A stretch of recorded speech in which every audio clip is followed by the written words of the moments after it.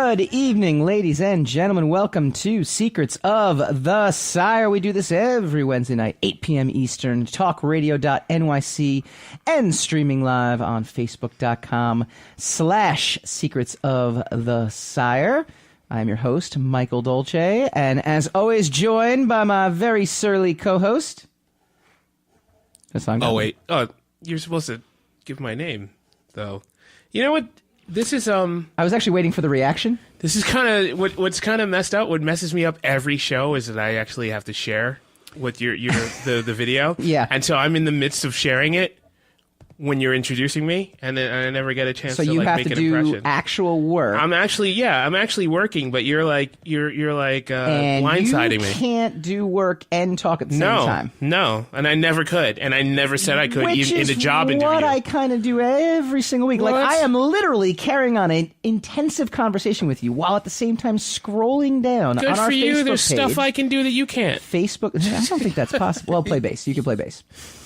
I can't play bass. That ain't it. Trust me. Oh. I think the word you're looking for was tinny. Okay. Well, we have got a great show I don't like what you're implying. We've got a great show tonight. We got tons of things going on. We're laughing because that was Hold it actually together. that was some behind-the-scenes banter. So if you are a fan of behind-the-scenes banter, which I know each and every one of you are, everyone that's watching and listening. On the podcast, on the iTunes, on iHeart. There we go. I shared it. See? Yeah. Now we have shared. Yeah. That's a little behind the scenes technical mishmash that we were talking about just now. And what happens is it's a lot of complex hand motions and that kind of stuff, and I don't like doing it. Yeah. Well, you're not a drummer. Can't do, two things at once. Quit bringing up my shortcomings. Just talk about the show. Get on with the show. We have a great show. Not being able to drum is We a are shortcoming. really super excited. We have an amazing guest tonight. Do you honestly think so? Yes, we do. That's Mr. Paul Reiser from Stranger Things 2. Oh, that guy. Going to be our guest tonight. I heard about that guy. I know. He's got a career renaissance going on. He's really? What is your definition of a career renaissance? I would say that he had a strong run in the 80s and 90s. Kind of disappeared a little bit, and you kind of thought, well, where did Paul Reiser go? So when someone comes and does something like kind of great for a little while, and then they disappear for a little while, and then they come back, that's a renaissance? Yeah. That's not a comeback. They used to be called a comeback. Resurgence. Well, okay, no. All right. Resurgence is a good word. I'll take resurgence, but I would also say renaissance in a sense because he is involved in like 3 uniquely different shows. He's got Stranger Things 2, which is we are going to talk all about that, and I know everyone is lining up to talk about it. We want your comments as well, too. Yeah, they're out the door. Chime in, facebook.com/Secrets of the Sire. Give us your comments. We will read them on air. Right. We want to know what you thought about the show. He's also in Red Oaks on Amazon.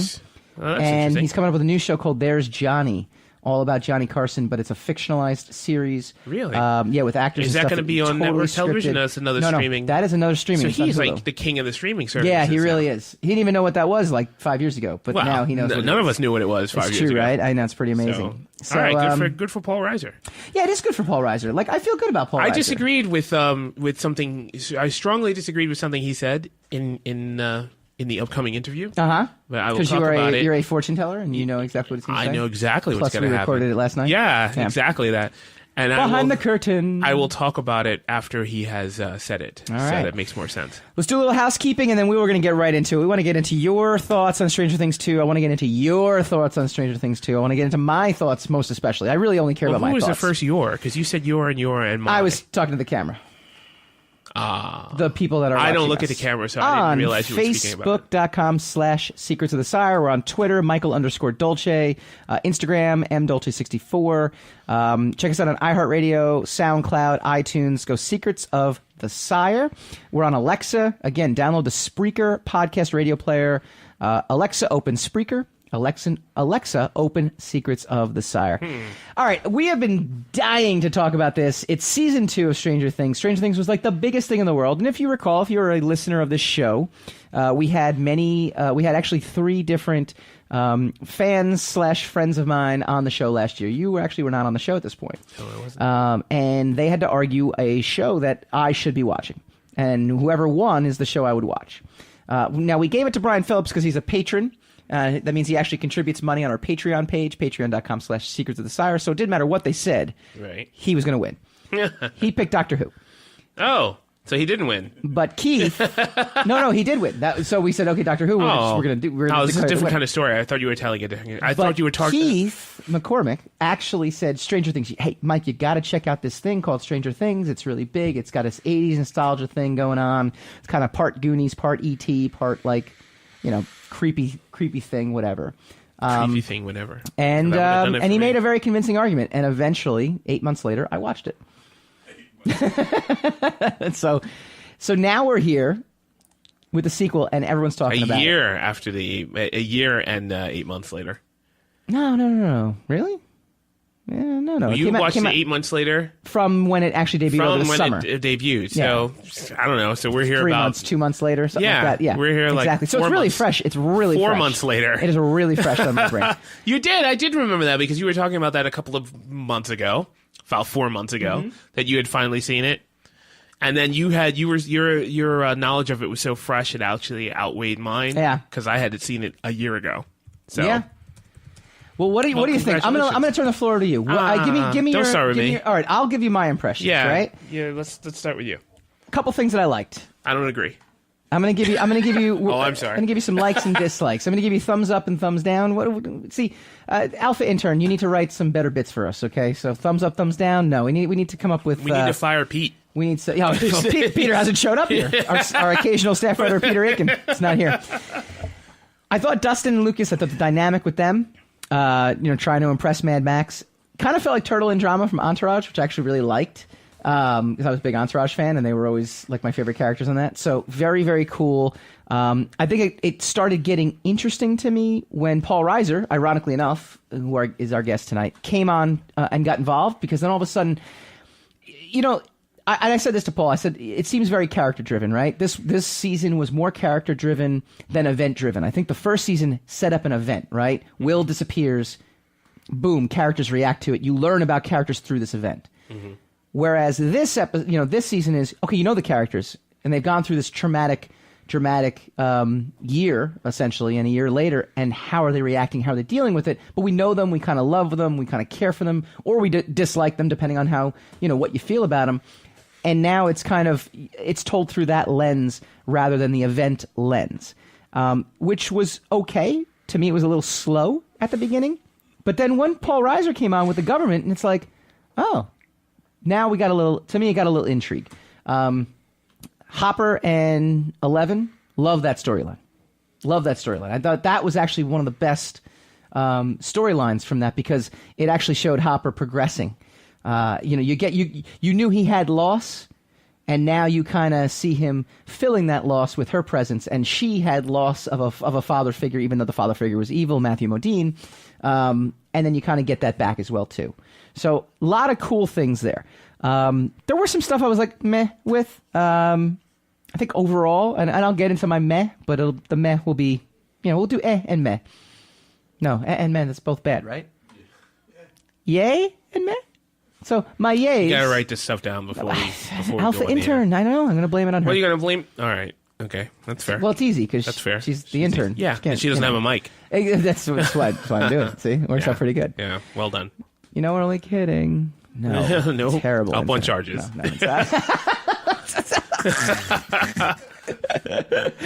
Oh, Harvey Weinstein, what did you do? Why did you do what you did? Up on charges. I think also one big thing, and maybe you can comment on this. Did you enjoy, because I thought it was great, the mixing and matching of characters in this season? You had a different dynamic. You had, the Max and Lucas dynamic. Max is obviously a new character, but you got to see Lucas in a completely different way, I think, this season. You got to see Lucas's family. You got to see Lucas's family. They gave him a family. Yep. They really fleshed him out. Steve and Dustin. I mean, I think having Steve kind of interacting with Dustin was something completely new and interesting and different. You finally got to see Will. Big meh though. Whoever they cast for Will and Mike, they look exactly alike. They literally look like they could be the same kid and or brothers. Really annoying.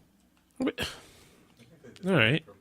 You think they did that on purpose? Sam thinks they did it on purpose. Why would you do that on purpose? Why would you cast? Are they going to be brothers? Will was supposed to. I don't think he was supposed to be a a full-time cast member, if I remember from See, what that's I what read. I thought too, right? I mean, Then he did such a great job in the short amount of screen time that he had last season. Was he supposed to be Barb? Who's Barb? Justice for Barb. Barb died in season 1. Oh, you're talking. I don't know if you're talking about Barb from the show or some other Barbara. No. What other Barbara? He wasn't supposed to die. He just wasn't supposed to be a He major. just wasn't supposed to be a major character. Okay. Well, that's pretty good. So, give me some thoughts. What do you think? Season 2, is it better than season 1? Did you think it was better than season 1? No, hands down, no. And Really? and I'll say for a number of reasons why. But ultimately, look, at the end of the day, it did feel like a sequel. They wanted you to feel like a sequel. It felt like a continuation of season 1. I actually think isn't that what it was supposed to do? I think at the end, well, I think yes, but I think they're in really dangerous territory because at the end of this season, essentially, I know that they kind of gave you a cliffhanger at the end of the season, a little like wink, wink. That, you didn't quite. We're not done with the upside down, and you might have stopped us this time, kind of feel. But to me, it felt like a definitive, like. Where does 11 go from here, right? I mean, she basically kind of served her purpose, right? She opened the gate. Spoilers, she closes the gate at the end. There's nowhere else for her to go in that storyline. But what do you got? So far, I've been doing all the talking. I don't understand any of you people. I really don't. I really don't. I've heard a whole bunch of reviews on the show, and everybody's using the same mogul jargon, Oh, I didn't connect with the villain. I didn't. It's like, what the hell are you talking about? First of all, it's never going to be as great as the first one because the first one is a discovery, right? It's supposed to be a continuation. It's a solid continuation of it. Yeah. Every show up until now, times that we live in, was allowed to have. To continue on in season 2, season 3, or season 4, and you judged the overall show as a good thing or a bad thing. You didn't decide, this season sucks because it wasn't as great as last season. It's never going to be as great as the first season. No, it can't be. That said. It can't be great in the same way, though. No, well, it could be great on its own. And it was. You didn't think it was? You didn't think it was great on its own? I thought it started off a little slow. So? I thought the middle, I don't understand. I thought the middle was very, very well done. I don't understand if it starts slow, but you enjoyed it all the way to the end. Then isn't that part of the mix? Didn't love the finale. Didn't love the finale. Well, you didn't say that. We didn't get into that. And I just said it now. Yeah, and you're interrupting me to tell me that you didn't like the end. Yeah. Right. Mm-hmm. Okay. So I don't get that. If it works, if the whole thing works in and of itself, which is kind of what you implied, then why would you care about how slow it started since you've seen it all the way through? If you've only seen episodes 1 and 2 and you're like, it's a little slow so far, then I can understand that criticism. But if you've seen the whole thing, then what do you care that it started slow? I'm not comparing it to its season 1 in the sense of it has to hit me in the same beats and the same notes. But I am comparing it in the sense of engagement right away. And I think there is... You might have been engaged right away for a number of reasons, though. It might not have anything to do with the story. No, well, I mean, I know the season 1 engages you because of the event that happens. I know, but I'm not sitting there saying, well, they need an event in season 1 to get me hooked again. Right, but then if they did that, you'd be like, well, they're trying to play the same beats as season 1. I would say this, and we'll pick it up after the break. If the finale had delivered better than the slowness, but I am. Then the slow beginning is a build up to something amazing. And when we come back, we're going to talk about that episode 7 that's got everybody, including your host right here, a little curious.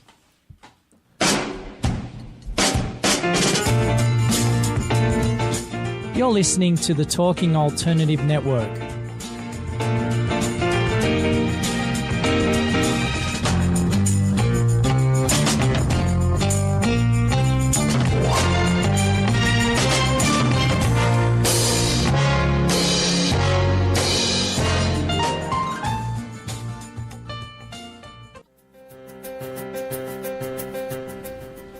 Are you stuck in a rut? Negative thoughts, feelings, and conversations got you down?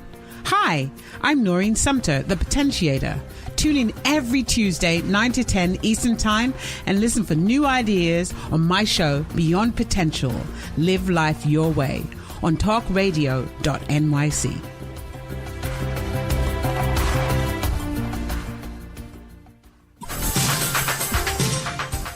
Who do you want to connect with? Are you an entrepreneur or intrapreneur looking to build your following? Welcome to our show. Follow Me Friday with Joan and Priya. Tune in every Friday at noon Eastern on talkradio.nyc. We're your digital connectors. Woo woo!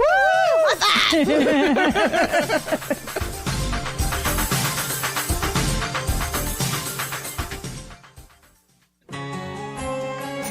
Talking Alternative Radio, 24 hours a day.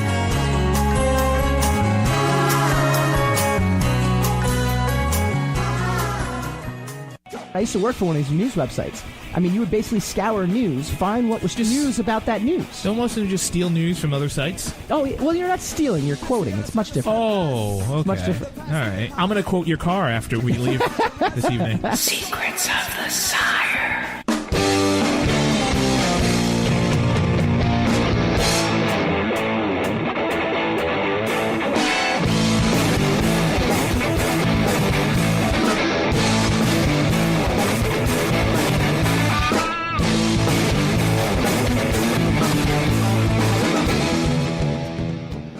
Welcome back to Secrets of the Sire. We do this every Wednesday night, 8 p.m. Eastern. We talk comics, movies, TV, pop culture, all the stuff that you love, and we love to talk about, and including Stranger Things 2, which is our topic for tonight. Before we do, a little further housekeeping. I always want to say house cleaning, but I know that's not the right word. Secrets of the Sire is brought to you by our beloved patrons. We have dedicated fans Einar Peterson, Matt Beyer, Ashley Haikai, our program director Stephanie Dolce, our executive producer Steve Ovecki, Brian Phillips, and Christina Gillen, and as always, our Uber fan Christina Dolce. We were talking season 2, and we can't help but compare. You can't help but compare a phenomenon to a sequel. You just can't, right? Is it giving you the same? You can't help but do it. No, you can. Okay. You can decide, hey, that was good, and I want more of the same. Yeah, but you can't, though, because in a sense, you have the characters, right? The characters in this season are built entirely upon the experiences of the first season. You've had to have at least... But that happens in every continuation of anything you watch. I agree, but you've had to have at least acknowledged what you enjoyed and what you experienced with the characters. Right, but how come it can't be? 2? How come it can't be? I enjoyed this, and I'm glad there's more of it, as opposed to this is not as great as I remember it from, a year ago. This isn't blowing me away like it did a year ago. How come you can't just do that? Isn't that you? Not you, but the royal you. Like, isn't that you just ruining it for yourself? Because you're neutering your experience by constantly comparing it to the experience. I'm comparing it after the fact. Situation. I'm going to say I compare it after the fact because we're not talking about good. Your experience. You're talking about in general. You're talking about the experience of this is not the same. It's kind very of experience. difficult. It's very difficult to do that. It's very difficult to have. It is not if you're objective. It's very easy. It's tough to be objective. It's very easy to fall into the trap of the kind of nostalgia bell whistle. And just go along with all the other attitudes about something without forming or developing your own perspective. Yeah, and also just to be able to relax and enjoy something and determine whether this is good. Yeah, and whether it's bad. And if it's good, then it was good. Who cares if it's not as good or not the same? It's still another. Well, anything you have that you're going to expand on is going to change. It has to change. Well, I guess, but that's a great point, though, right? Yeah. And the question is, did it change? Did it change enough? Did it go in different directions? Did it try to rehash what it had? I don't think it did. You don't think and it for did. all those reasons, I think it's a very strong season. Like, I don't come away from this going like... You don't think it did what, though? Hang on. I don't walk away from... You gave a number of scenarios, and then you said, I don't think it did, but you didn't... You're not... Oh, I don't think think it came away... I don't think I came away from this experience thinking I wasted 9 hours of my life. Okay, so I you didn't don't think come it, away you don't, from you this. don't think it tried to repeat the experience. You think it did actually successfully try to expand on the genre. It tried. It definitely tried. I actually wonder. Again. This is the influence bubble, right? Like, it's very difficult for the filmmakers themselves to channel out the noise around it, right? I mean, it's even, look, let's take our show, for example, right? We run a horrible show. Occasionally, we hit a high note. You're the runner. You run the show. I blame you for everything. Yeah. Or whatever our intern is. You're looking at yourself in the we blame screen, the intern, right? Yes. Yeah, that's you. That's why we're going to expand to everybody. Right. But occasionally we get these things where we're like, wow, that was really good. And then people tell us like, hey, that was really good. And then all of a sudden you start getting into it. It's like the organic thing that led you to that good moment is you can't help but now be self-conscious of, well, we need to kind of recreate that moment again because that moment was so good and it was so well received. Let's do this over and over again. You can consciously decide that you're never going to top that first moment and just try to put out more quality. Yes. In our case, it's under quality. We try to go lower than what we've done the last time. In your case, yes, I agree with you. I think you're correct. But, all right, so we're talking about the show, though. We're talking about this particular show. Yeah. If you're going to watch this show and say this is not as good as season 1, then you've already screwed yourself. Sure. So, but you don't. That's what I'm saying. I don't think I went into it thinking is as good as season 1. But when you're done with it, you do compare it. You just do. Like, well, it was good. Wasn't as great. See, I don't do that with TV shows. Okay. I do that with movies. Okay. If I waited 3 years for another movie of like Lethal Weapon 2, I'm going to be like, yeah, well, it wasn't the same. The binge binge have the same level of experience, though, intensity. is almost akin to a movie, right? No. I mean, you're basically seeing that's the it binge all. experience. I mean, if you're gonna, but that's still a genre in and of itself. You don't actually have to apply the same logic to it. So Sam actually commented on our feed, and he's imploring us not to go past, to the finale yet. That's so, too bad. So we're gonna have to segue right into that. No, the show's been advertised for like a week. So I would Sam had a week to watch. I would sit there and say, overall, the reviews are very favorable. People are enjoying it. I think people are kind of like they're on your level with what you're saying. I don't think, and again, we're kind of scrutinizing it. I'm particularly scrutinizing it because there's definitely certain things. I just don't get. I get if you enjoyed it. I get if you didn't enjoy it. Yeah. And you say, okay, the pacing was bad. But if you overall enjoyed it, then you're like, well, the beginning was a little slow, but it really picked up. Yeah, I didn't think the finale was great either, though. I thought it was anticlimactic at the end. Is essentially what it happened. But that's all right. Okay. I'm just saying. So then it didn't deliver. It didn't deliver the build-up that it had promised at the beginning. Like let's take Game of Thrones for example. Game of Thrones can be a very slow. Comparing it to other shows, though, you should only compare it to itself. No. But you can compare the setup to other. What? You everything has to exist in a bubble for you? Like an absolute vacuum bubble? No, that makes no sense. But now you're saying it's just the same nonsense. You're saying everything has to live up to everything else. No, I'm comparing in Game of Thrones. It can be slow, but the payoff comes out. Game of Thrones had 7 years. That's like an analogy. That's 7 years. We got 2 here. No, I'm saying that in very many seasons of Game of Thrones, there is a slow build-up and then it delivers. I'll take Homeland, for example. That has happened repeatedly. Season 3, Season 4, Season 5. Actually, not Season 3. Season 2, Season 4, Season 5. Amazing. Very slow build-up. Okay. Huge payoff. All right. So I'm comparing how this thing did not do what other shows did, but I'm not comparing saying it's anything like those shows. I'm just merely saying that if you're going to start slow, build it up and deliver in the finale. I don't think the finale delivered, personally. All right. I don't think the show is bad. I don't think I didn't walk away being like I wasted 9 hours, but there's some things I would have done a little different if it was me. One thing that people are talking about big time is episode 7, which Sam hasn't seen yet, so we're going to try not to spoil it. Complete departure from the rest of the series. Complete and utter departure, right? I mean, is that essentially what you would think? That's what I thought of when I saw the episode before even knowing there was a controversy surrounding it. Okay, yeah. Do you think it took away? Do you think it? I mean, you don't think at all? Like just completely. All of a sudden, it felt like we went from like a horror movie to 80s X-Men. Like that's what it felt like. I felt like I was watching Chris Claremont's 80s X-Men. Okay, if that's what you felt, that's what I felt. I don't agree. You didn't feel the tone was different? Of course the tone was different, but I didn't feel like I was watching 80s X-Men. I thought that's exactly what I was reading. I thought I was reading 80s X-Men. Like I said, okay. All right. That's how you feel? That is exactly how I feel. That is not the impression I got. What did you feel? I felt it was a departure, but I was at a point wondering, okay, where are you going with this? Mm-hmm. But then it kind of wrapped itself up and it kind of explained itself. They were doing the time dilation thing throughout the entire season. Sure. So it stands to reason that they would, they would bring that to fruition with episode 7. Yeah.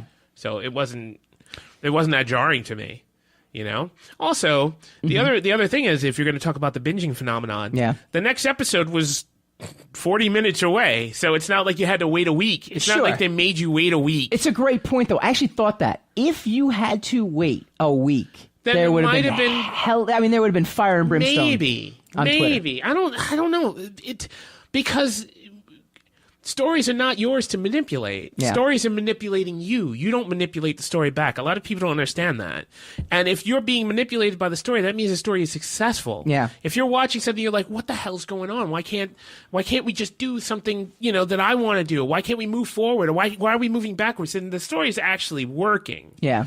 Okay? If you find that you want things to happen a little faster and you want to get back to other aspects of the story, other elements and stuff like that, then the story's where if you're sitting there watching and you decide you'd rather be watching Mathlock, then the story's not working.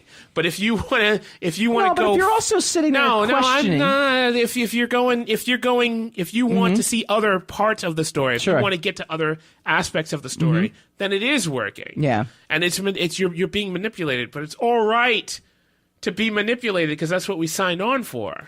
I just think that at that moment we're watching this completely. It just completely deviates from what you were into at that point. And there's justification for it in the sense that, yes, in the climactic moment in the finale, it's foreshadowed. It's foreshadowing for next season. Obviously, they're going to delve into that more. It was also foreshadowed previously in previous episodes of this season.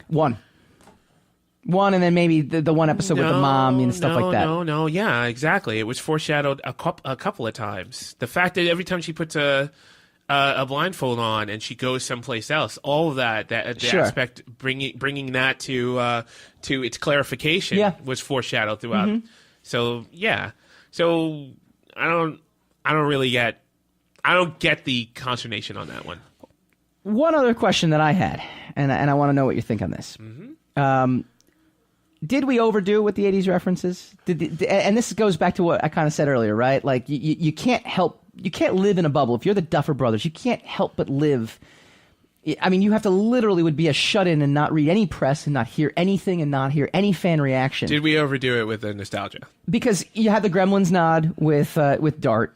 Obviously, it's a Gremlins nod. The Temple of Doom references would have been really cool, and they were really cool. The scenes with so then you answered with that question. Jonathan and what's the sister? Deb? No, not the, what's the sister's name?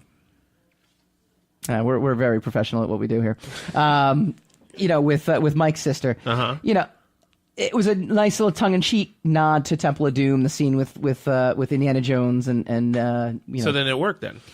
No, I would say that it would have worked if it was like very isolated, but I felt like there was a lot of over the top 80s references. Obviously Paul Reiser assuming his role as what he was in the Aliens movie.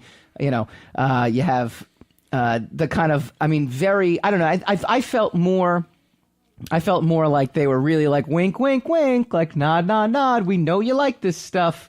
We're giving you more of what you like. Well, it takes place in the 80s, so if it didn't reference the 80s on a regular basis... It references 80s movies that technically haven't come out in 1984, Temple of Doom did come out, yes. But it's not like they have had time to see that they were involved in a supernatural... What are you talking about? You don't know when... all it takes is a weekend. For the characters to go see it? Yeah. And to nod to it. And to go see Gremlins and then mention, hey, this is just like the movie Gremlins, right? But they didn't mention that. So... What do you? Okay, all right. If that's how you feel, I disagree with you. I just feel that there's definitely. You thought there were too many nods to the 80s, even though they were in the 80s as they were doing it. Well, that's the meta philosophy. But then, right? if they didn't do that enough, then you'd be like, well, this could have taken place in the 90s. Why make it in the 80s if you're not going to take advantage of the milieu of the 80s? I think we're talking about two different things then. I think we definitely are. I'm talking about there was 80s nostalgia in the way the first season was set up, without being over the top with the 80s references or specifically. So essentially, if I want to make a movie and I just want to write, I don't know, I'm just going to write someone else's movie basically in my movie, but it's okay because it's a wink and a nod. It's an homage. It's a nostalgia. Taking scenes directly out of other movies and putting them in your movies. Or putting them in your stories. I don't know. I just felt like there was a lot of that. Yeah, but you got to give examples of I just moments. did. Temple of Doom. Yeah. They basically wrote the Temple of Doom Which you said scene. was kind of cool, even though... I said would have been kind of cool if that was the only time they did it. Gremlins, they basically took Gremlins. They basically took the villain from... They took the villain from Aliens. But he was they fed him the cat instead. He was in an 80s movie. That doesn't necessarily mean he was in that show just because he was from the 80s. No, but I'm saying you're essentially writing your scripts and your storylines are basically a hodgepodge of different movies. Sadly, to give away a spoiler, he is not his character from the 80s. Of course not, right. That you can't use him as a reference, technically. He's an actor. He's been in a ton of other things. I understand that. I understand that. I don't get what you mean. Then I'm lost on what you're talking about. Greg Matisoff chimed in, eating a cat Alf reference. There's another, boy. lot of different nods. All right, in there. we're in bad territory. A lot of different nods. All right, we're in when we territory. come back, we have a tremendous guest on next. We got Mr. Paul Reiser. He's going to talk about Stranger Things. He's going to talk about all this stuff, and then we're going to read your reactions. We got a lot of people chiming in. We got Bobby Semmelsberger, which we love, as a past guest. Greg Matisoff came in, chimed in. Jeff Gomez chimed in. Priya from our very own station chimed in. We got a lot of people a lot of people have a lot of thoughts on this, and we're going to try to not spoil it for Sam as best as we can. Yeah, as best as we can. You're listening to the Talking Alternative Network.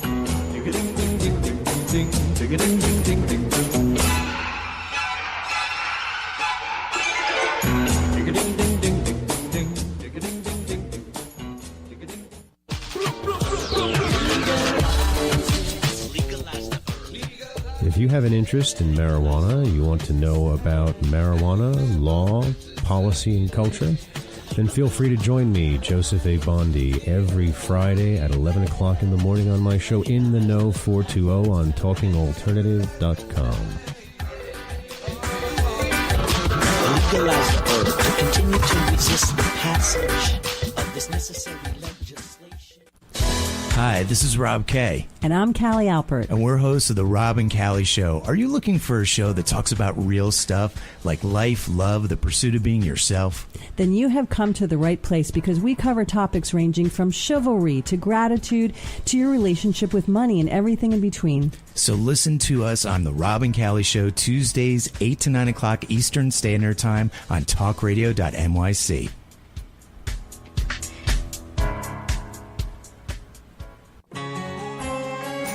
Talking Alternative Radio, 24 hours a day.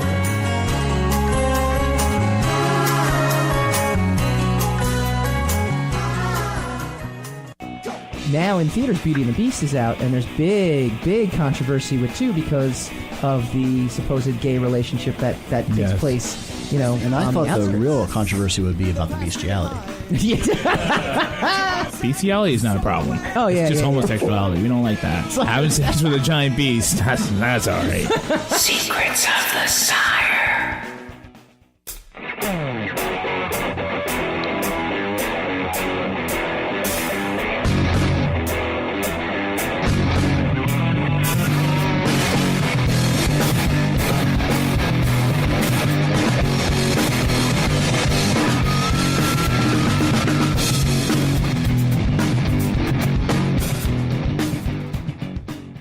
Welcome back to Secrets of the Sire. We do this every Wednesday night, 8 p.m. Eastern, talkradio.nyc. We have got, well, we do this occasionally. Me be professional? What are you talking about? We have a tremendous guest on, Mr. Paul Reiser. I don't think really much more needs to be explained. He's on basically the most popular show around. Very mean how right you now. Said about him. What did I say about him? So he's tremendous, man. He's He's slimmed down a little bit. He slimmed down. Yes. I didn't mean tremendous in the large. Oh, it wasn't the in weight large sense. Oh, sense. I got you. No. I meant that he's been in so many things. He's been Aliens. He's been in Mad About You. Yeah. He's been on the Larry Sanders Show. I mean, those phone commercials. Remember the mid 2000s phone commercials? I think that was like Sprint or something like that. Yeah. Well, now he's in the hottest show around that everyone's talking about, Stranger Things. So, without further ado, let's get into Mr. Paul Reiser. Okay, so we're going to start off with, I think, first I want to start off and just say it's really it's terrific. I mean, you're going through a renaissance. I mean, you're involved in so many exciting projects right now. What kind of spurred everything on? I mean, you've got Stranger Things 2, you've got Red Oaks. Well, the real reason was I didn't want to do this interview and have nothing. So I thought if I plan ahead, knowing that we'd be talking this month, I said, let me, get things in motion so that I don't embarrass myself or bring down the quality of your little show. That was my real thing. It's not it's kind of funny. It's the one real plan that everybody has in show business is that there's no plan, and a whole bunch of things that I've done seem to all be coming out around the same time, which is, again, not my planning. But the Stranger Things is that's a wild ride. That It's very rare that a show is that in demand or that of the moment. So it's pretty cool to watch and see. We had the premiere last week. Yep. And they just showed all around the world of these huge screenings and just fans and like in every corner of the world. Oh my goodness, this is a big deal. And it's so well done, it's deserved. It's a really good show, but it's just, a lot of great shows, not very few pop like that one does. So that's been fun to be a part of for sure. Yeah, it's definitely a phenomenon. There's no question about it. Were you a fan of the show prior to the Duffers coming to you with this role? Yeah, I was, but it was so quick. I mean, the show, it was literally last summer, and the show, I think, came out on a Friday. And that Monday, my 16-year-old son said to me, have you heard of this new show? And I had not. He said, oh, you should check it out. It's really great. And that same day, within a half an hour, I got a call that the Duffer Brothers wanted to meet me, and my agent said, have you ever heard of this brand new show? I said, of course I have. I have my finger on the pulse of America, man. And so luckily I did know about it. And they said, well, I want to meet you tomorrow. I went, okay. So literally I hung up and I watched the first couple of episodes, and I was hooked. I thought, wow, it was clearly, when somebody is just firing on all cylinders, you can tell. Yeah. You can tell a good director, you can tell a good writer right up front. And from the get-go, that's just like, oh, this is good. It's very specific, and whatever decisions they've made, they have locked into it. And it was really good. So when I met with them, I was already a fan, and but it was so early on the curve. It was literally the first week that it had come out. Sure. Mm-hmm. And shortly thereafter, I sat and watched them all, and it was great, And this year, so they had a very vague, they didn't tell me much about my character. They said, we just have this idea that you're this doctor, and we don't know if he's good or he's bad. And I said, do you know? He said, we're not sure. So I said, all right, well, which is really fun to kind of play because you have to straddle, you don't quite know where he's going to land. And even watching it now, I haven't finished up. I have 2 episodes left. And I was thinking, if I watch this objectively, it's like they really delay as late as they can what this guy is. And a lot of the stories, a lot of the characters and storylines, they just keep moving along, but you don't have the answers. And that's just great storytelling. Yeah, at the time of this interview, I'm midway through episode 5 of the new season. So there you go. So I'm definitely... I'm definitely straddling right along with you. I think, it's definitely much more character-driven versus event-driven, which was like the first season was a big event. So very exciting to see kind of where it's all headed. And they've sort of done the best of both worlds because season 2 is a lot of events coming that you haven't seen yet. Yeah. And so there's definitely dramatic events. But what makes it stand out, and I think the reason people are tuning in, is the characters, and there's a beautiful character stuff going on with the kids, and everybody has sort of evolved, and it's a year later, and they're more mature, and they're going through different stuff. So they have really written that beautifully. But it's funny, there's any number of things you could watch if you just want to watch scary, if you want to watch things explode, or you want to watch creatures. But ultimately, what people tune in for is it's the characters and the stories. So they have really got all their bases covered. Yeah, absolutely. My co-host is a huge Aliens fan, and I can't help but see the influence of this character from your character in Aliens. So yeah, they're sort of unabashed in their influence. They're big fans of that movie and of Jim Cameron, and and a whole bunch of other movies too. They have a really deep and wide breadth of movies. When they met me, when I asked, I said, like, how do you guys even know me? They're half my age, and they said, well, and I assumed it was aliens. And they said, well, when we were kids, our father really turned us on to Diner. I went, wow, that's very different. You don't really see that, although there is. They said, we're putting in a Diner reference here that is kind of subtle. And I read the script. I went, yeah, I don't even see it. I don't get it. That's how subtle it is. Yeah. But it's funny because people have caught it, and it's kind of a nice little cookie they tossed in there. That's neat. Neat little Easter egg. Sure. I have to take. You have to take a step back into the '80s for me and talk to me about your Aliens role real briefly. How did you end up getting the audition for that? How did you end up getting that job? At that point, you were known as a stand-up comedian. So to kind of enter this more dramatic role in a sci-fi film, how did that kind of come about? It came about in really the most boring conventional ways. I went in for an audition, and I think, if I'm remembering, I think at the time Jim Cameron had it in mind that he wanted to put as much of a deflect as much as he could, and have somebody that you would assume, that you would least suspect of being bad. So maybe he started looking at comics. I don't remember that. I just remember I went in for an audition, and left, and I didn't hear. When you don't hear in a week or two, you just go, I guess that didn't happen. And it was like 3 or 4 months later when I had forgotten about it. And they said, you got it. I said, I got what? And I said, oh, you're kidding. And they said, yeah. So they had, and I guess there was something that he wanted, or something that I was young enough, and perhaps, maybe because I was unknown and I didn't strike, at first glance you don't think this guy's evil, that maybe they could delay the revelation. Although I got to say, the audiences pretty quickly went, that guy's no good. We don't trust him. We don't trust the company. We don't trust anybody. Certainly not this guy. Yeah. How do you juggle comedy and drama? I mean, your roots are stand-up, and kind of coming in as comic relief, and then obviously Mad About You in the 90s. So what do you prefer? Do you prefer comedies? Do you prefer dramas? And how do you juggle the two? It's not really a juggling thing.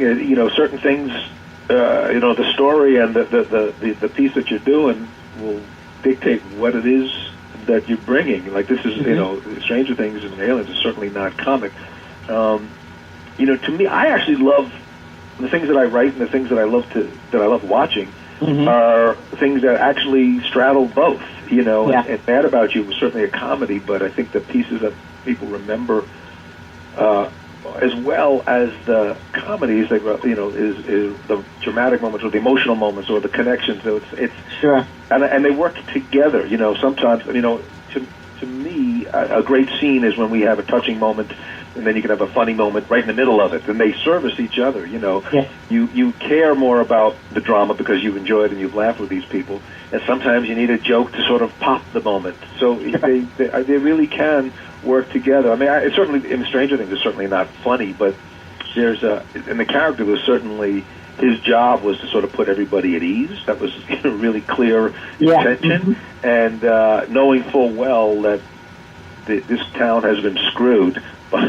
this government, by this project.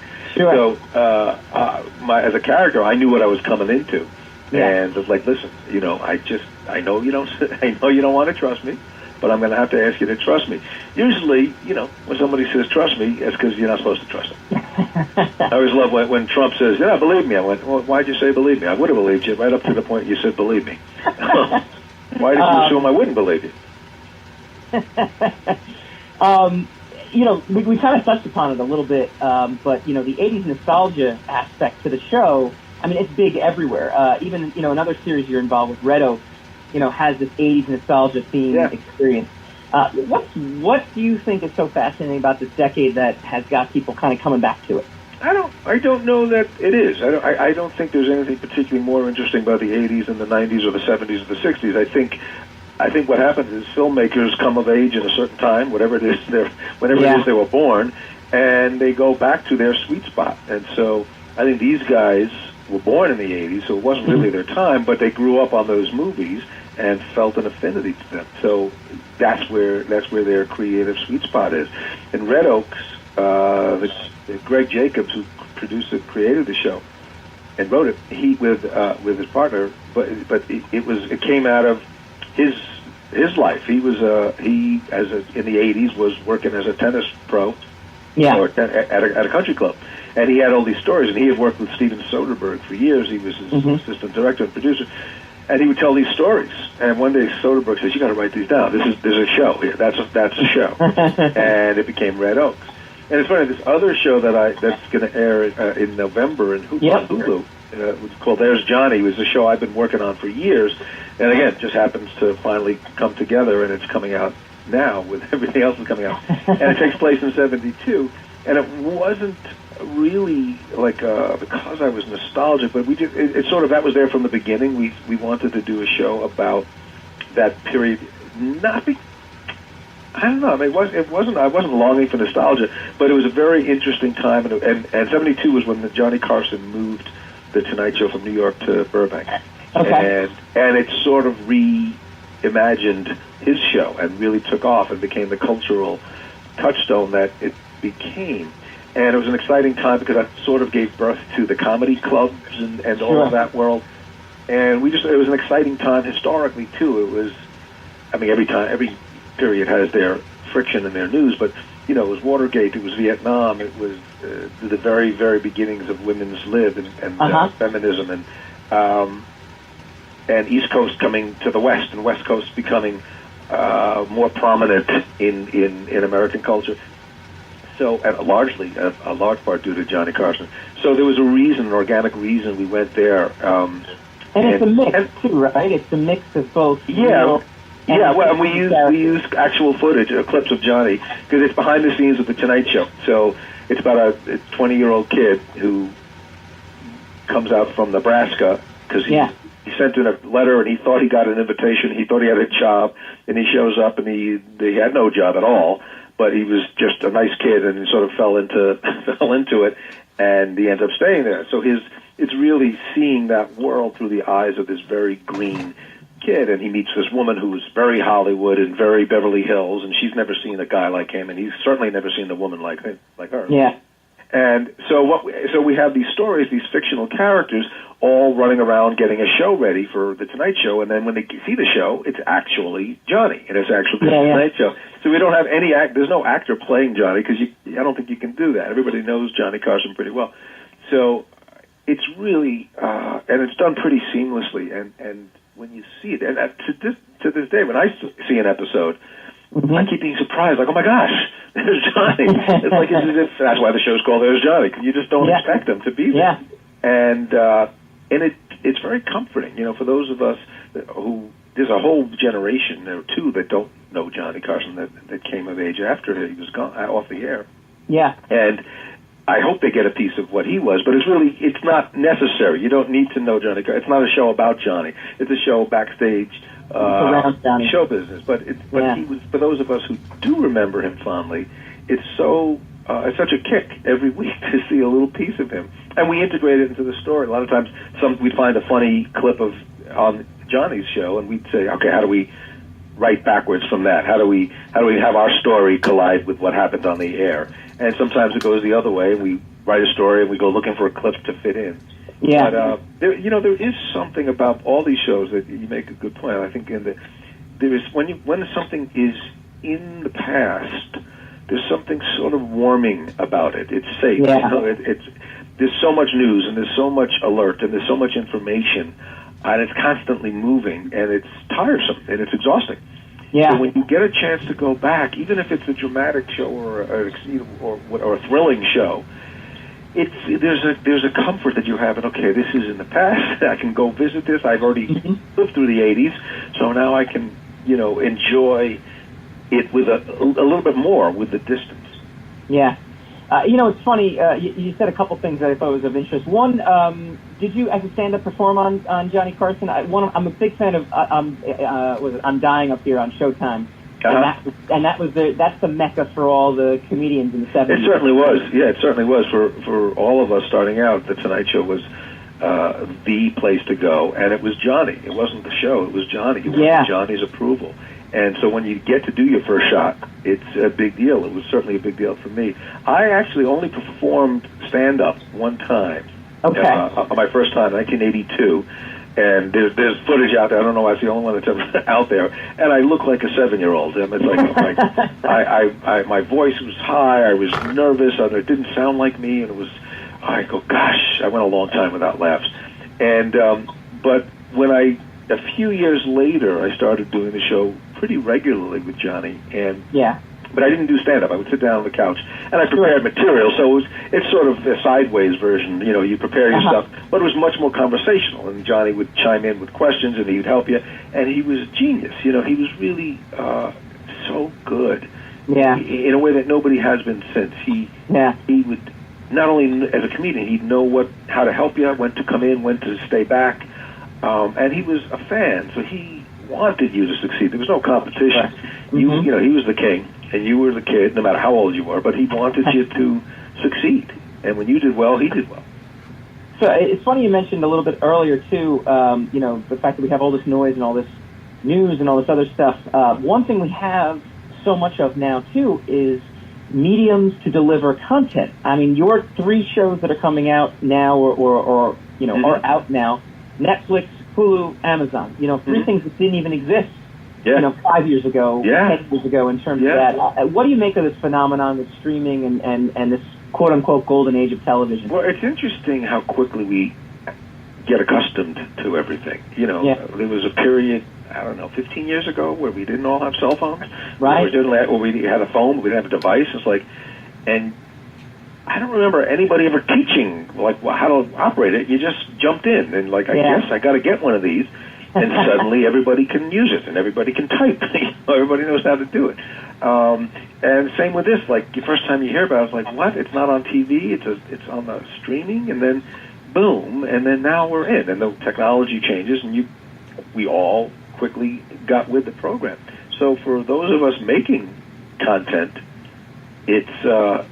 it's great, you know, because you're right, these shows, I think all 3 of the shows that I'm on would not have ever gotten made 10 years ago.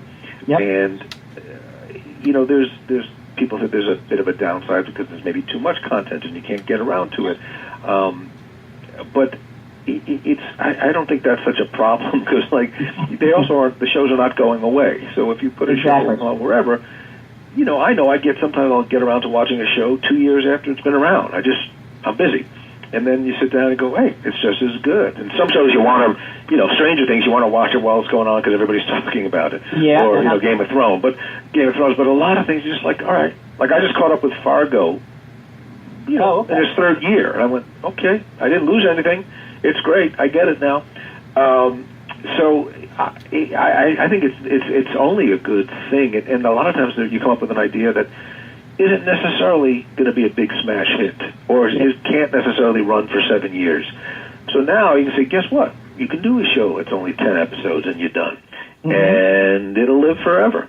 Yeah. And so, you know, like, I mean, there's Johnny. I'm not hoping we get to do some more because we got a lot of stories and we got a lot of really talented actors and it's really fun to write. But if it didn't, I'd be really content that we just told a great story for an entire season, and there it is. And it's out there forever. Very cool, very cool. Are you a binger, or do you prefer the week-to-week format? You know, I'm not a real binger in that I just don't have the patience to sit and watch too many of anything in a row. I just, you know, I get pulled away or I fall asleep. But I do find that shows that I like that are once a week, I will stockpile on them and just in case I get a break, and like I'll watch 2 at a time. Okay. But I do feel I totally feel like the that piece of us that I can't wait till next week. I can't wait till next week. That muscle has gone away because it has. Right, and the appointment television is gone. That was also a real revelation about the Johnny Carson show. There's Johnny. In watching those clips, what struck me is, oh my gosh, we stayed up till 11:30 because that's when it was on. You didn't get the luxury of I'll watch it tomorrow when I'm on the treadmill. It's like, no, it ain't there. So by definition, it was a different world, and your television was more important to you because there wasn't as much. Mm-hmm. So, last question too, as well, and I appreciate you. Thank you so much for taking some time to talk about this stuff. The TV reboots. I mean, Will and Grace is a big hit. Full House came back. X-Files is back. Any thoughts about a Mad About You revamp? You know, I said to somebody I've been talking about it, I said, but I'm really only talking about it because everybody keeps asking me, so I'm suddenly talking about it. I had never, for years, never thought about it, and then, like, now it seems like, well, it's in the air and everybody's doing it. So I'm not as against it. I mean, for years I would say there's just no way I would go back because I was very content with how we ended it. We knew we were going to do our final season. We landed the plane and wrapped everything up beautifully. Sure. And then people talk about, like, well, it kind of would be fun maybe to see where's that couple today. So I don't know. So it's not impossible. I don't know that I don't know that America is hankering for it. I don't know that I'm hankering for it, but if some genius idea comes to us and it seems doable, it could be fun.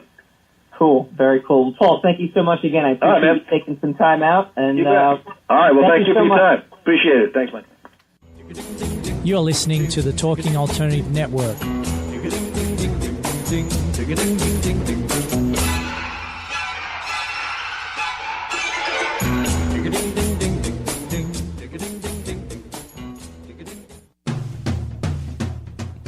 Are you into comics, movies, and pop culture at large? What about music and TV? Then you're in for a treat. This is Michael Dolce, your host on TalkingAlternative.com. I've been professionally writing comic books, screenplays, and music articles for almost 15 years. Catch my show, Secrets of the Sire, at its new primetime slot, Wednesdays, 8 p.m. Eastern Time, and get the inside scoop on the pop culture universe you love to talk about. For more info, go to secretsofthesire.com.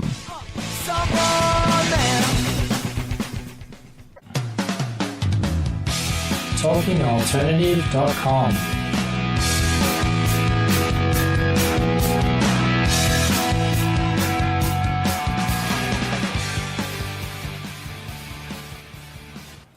I love the emotional affairs. That's awesome. I'm having an emotional affair with you. I have every emotional week. affairs all the time. I know. Yeah.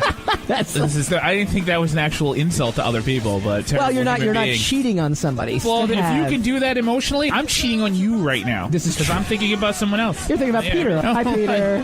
Secrets of the Sire.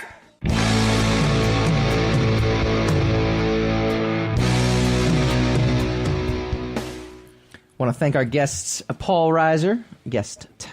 Paul Reiser. Yeah, there's only one. There's only one. There's the one and the only. Yeah. There's one and the only. We had a lot of comments on this, by the way. We had a lot of people chiming in on this. Did they like it? Were they thrilled? Well, Bobby Semmelsberger said the show's on Netflix, so if you don't like episode 7, you can skip to episode 8. That's exactly what I said. Yeah. Because of the binge format, right? Duffer Brothers wanted to play in a different sandbox. Yeah. Greg Matisoff, though, wrote, I didn't care for that episode. And too bad. I don't disagree with that either. Jeff Gomez had a great point, though. And did he chime in? He chimed in earlier. Enjoyable, but a bit too much tail chasing for my taste. Not crazy about how the female characters were handled across the board. First season pulled some nice feminist revisionism over 80s tropes, while this one often fell back into them. Oh, all right. Fair enough. I disagree. I disagree as well, too. Yeah. Andrew Lavolo, I thought it was on par. Lavolo, sorry. I thought it was on par with the first season. I know, I'm going to butcher everything. More action and special effects. The new characters are integrated well, too. At the same time, I feel that some characters were a lot dumber than they were in season 1. Also, if Will gets sick/tortured in season 3, I'm out. That's a fair assessment. Poor Will. Steve Lightman, 11's arc was a weak link. At least Will was on Earth throughout the entire series, right? And he was proactive. He was a villain. 11's arc was the weak link, but overall I really enjoyed it. All right, there's so much to talk about. We didn't even get into Thor Ragnarok, which we'll get into next week. We got Ryan Penagos from Marvel Digital coming on next week. He's going to talk a little bit about what they're doing with the Thor tie-in. We're going to review Thor next week. Yeah, that's going to be a big deal. We just got tons you got your of tickets? You ready? We just have tons of crap going on. I love it. Yeah. I love it. Yeah. Well, join us next week. You're listening to the Talking Alternative Network.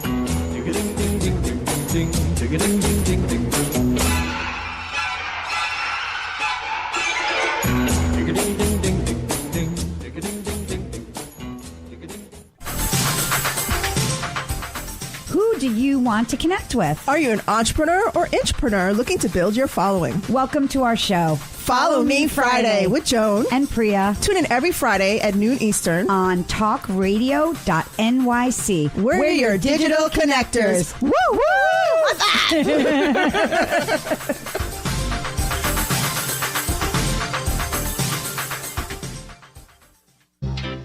Hey, all you crazy listeners. Looking to boost your business? Why not advertise on Talking Alternative with very reasonable rates? Interested? Simply email at info@talkingalternative.com.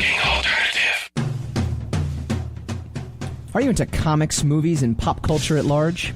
What about music and TV? Then you're in for a treat. This is Michael Dolce, your host on talkingalternative.com. I've been professionally writing comic books, screenplays, and music articles for almost 15 years. Catch my show, Secrets of the Sire, at its new primetime slot, Wednesdays, 8 p.m. Eastern Time, and get the inside scoop on the pop culture universe you love to talk about. For more info, go to secretsofthesire.com.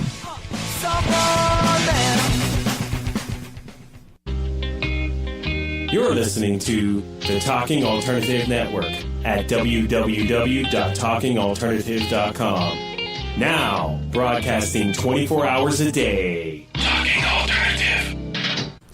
Hi, this is Rob Kay. And I'm Callie Alpert. And we're hosts of The Rob and Callie Show. Are you looking for a show that talks about real stuff like life, love, the pursuit of being yourself? Then you have come to the right place, because we cover topics ranging from chivalry to gratitude to your relationship with money and everything in between. So listen to us on The Rob and Callie Show, Tuesdays, 8 to 9 o'clock Eastern Standard Time on talkradio.nyc.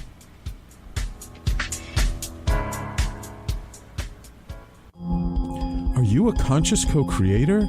Are you on a quest to raise your vibration and your consciousness? I'm Sam Leibowitz, your conscious consultant, and on my show, The Conscious Consultant Hour, Awakening Humanity, we will touch upon all these topics and more. Listen live at our new time on Thursdays at 12 noon Eastern Time. That's The Conscious Consultant Hour, Awakening Humanity, Thursdays 12 noon on talkradio.nyc.